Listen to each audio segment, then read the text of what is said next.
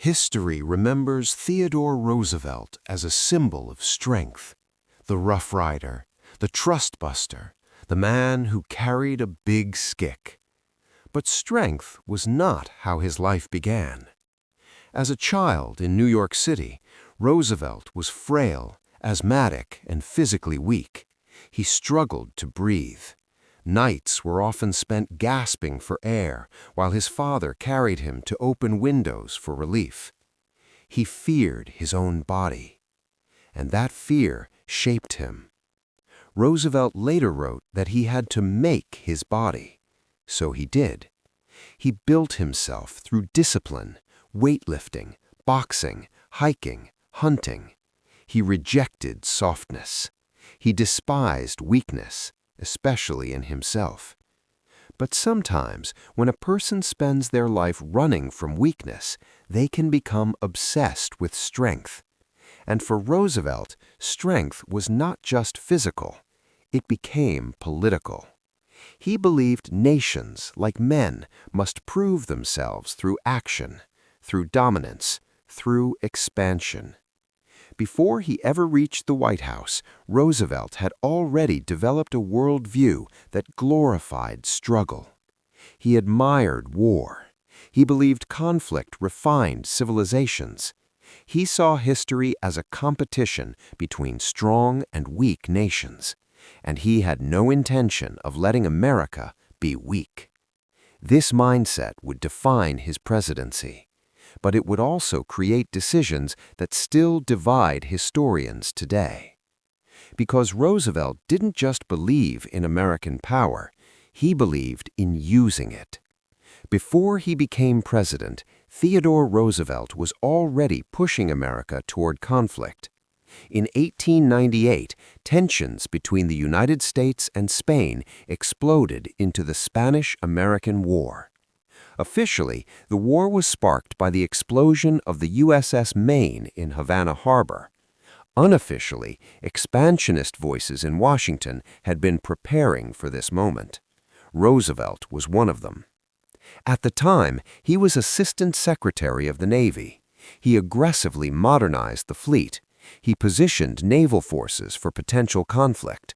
Some critics later argued that Roosevelt had been eager, even impatient for war. When fighting began, he resigned his government position to form a volunteer cavalry unit, the Rough Riders. The charge up San Juan Hill made him a national hero. But it also revealed something deeper. Roosevelt didn't merely accept war as necessary, he romanticized it. He once described war as a force that prevented societies from becoming soft and decadent. He believed struggle strengthened nations and men. The Spanish-American War ended quickly. Spain lost control of Cuba, Puerto Rico, Guam, and the Philippines. And suddenly, the United States wasn't just a continental power, it was an empire. This transformation didn't happen by accident. It happened because leaders like Roosevelt believed America had a duty to expand its influence, to civilize, to dominate when necessary. But expansion always carries consequences, and those consequences would define Roosevelt's presidency. When Theodore Roosevelt entered the White House in 1901, he was the youngest president in American history. And he did not intend to lead quietly. Speak softly and carry a big stick. That phrase became the symbol of his foreign policy. But behind those words was a clear message. America would intervene, if necessary, by force. Nowhere was this more evident than in Panama. At the time, Panama was part of Colombia. The United States wanted to build a canal connecting the Atlantic and Pacific Oceans, a project that would reshape global trade and military power. Negotiations with Colombia stalled. Roosevelt grew impatient. Then, in 1903, a rebellion suddenly erupted in Panama. Within days, the United States sent naval forces to prevent Colombia from suppressing it. Panama declared independence.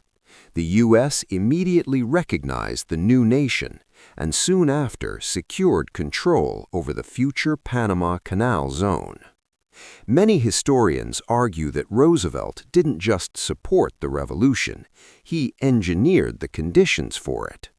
He later boasted that he took Panama. To supporters, it was bold leadership. To critics, it was imperial manipulation. And Panama was not the only case. Under what became known as the Roosevelt corollary to the Monroe Doctrine, the United States claimed the right to intervene in Latin American countries to maintain stability and protect American interests. Dominican Republic, Cuba, Nicaragua. Military presence became policy. Roosevelt believed he was preventing European interference, but he also cemented America's role as a hemispheric enforcer. The question remains, was he protecting the Western Hemisphere or expanding American dominance under the language of order and civilization? Theodore Roosevelt believed deeply in strength, but his idea of strength was tied to something more controversial: civilization, race, and hierarchy. Roosevelt was a man of his time. The late 19th and early 20th centuries were filled with theories about civilized and uncivilized nations. Social Darwinism influenced political thought. Many Western leaders believed powerful nations had the right, even the duty, to dominate weaker ones. Roosevelt openly admired what he called vigorous civilizations. He warned that soft societies declined. He feared what he described as national degeneration. In private letters and public speeches, he sometimes used language that today is deeply uncomfortable, speaking of cultural superiority and the necessity of Anglo-Saxon strength in global leadership. To him, expansion was not simply strategy, it was destiny. He believed America had a civilizing mission. But this belief justified intervention, occupation, and control over other peoples. In the Philippines, after the Spanish-American War, a brutal conflict erupted between American forces and Filipino independence fighters. The Corps cost hundreds of thousands of lives. Though Roosevelt did not start that war, he defended America's presence there. He framed it as a responsibility. Critics at the time and historians since have questioned whether that responsibility was moral or imperial. Roosevelt could be progressive at home, regulating corporations, protecting national parks, confronting monopolies. But abroad, his worldview often reflected hierarchy and dominance, strength above all. When Theodore Roosevelt left office in 1909, he was one of the most popular presidents in American history.